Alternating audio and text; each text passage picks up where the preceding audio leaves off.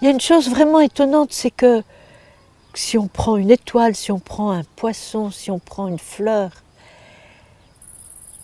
c'est d'une beauté stupéfiante. Que ce soit dans l'immense ou dans le petit, il y a un ordonnancement dans les formes, dans les couleurs, dans les rythmes, dans quelques matières. Si vous prenez une moisissure, le gris est somptueux, même la décomposition est belle. C'est un vrai mystère. Qu'est-ce qui fait que tout est dans un ordre étonnant? C'est comme ça, c'est la loi de la vie, c'est la loi de la matière, c'est comme ça. Et donc, ce qui est important de comprendre pour nous les humains, c'est que si nous pouvons voir la beauté à l'extérieur de nous, c'est qu'elle est en nous. Pirvilaya disait, sinon, nous ne pourrions pas la voir.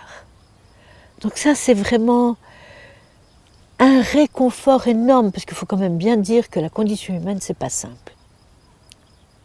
Hier, je coupais des carottes. À chaque rondelle de carotte, le dessin est différent, mais l'ordonnancement est le même. Donc la beauté nous entoure complètement, elle est là en permanence, dans la simplicité des choses. Et chaque fois que nous la voyons, ça éveille notre propre beauté qui est à l'intérieur de nous.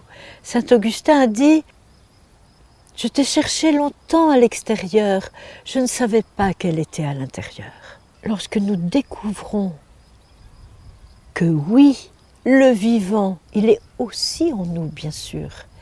Nous ne pouvons plus avoir cette image pénible, lourde parfois, de nous-mêmes.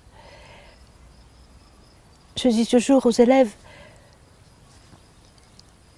adhérez à votre beauté, dites oui, dites oui. C'est très important de dire oui. La sagesse est en moi, oui.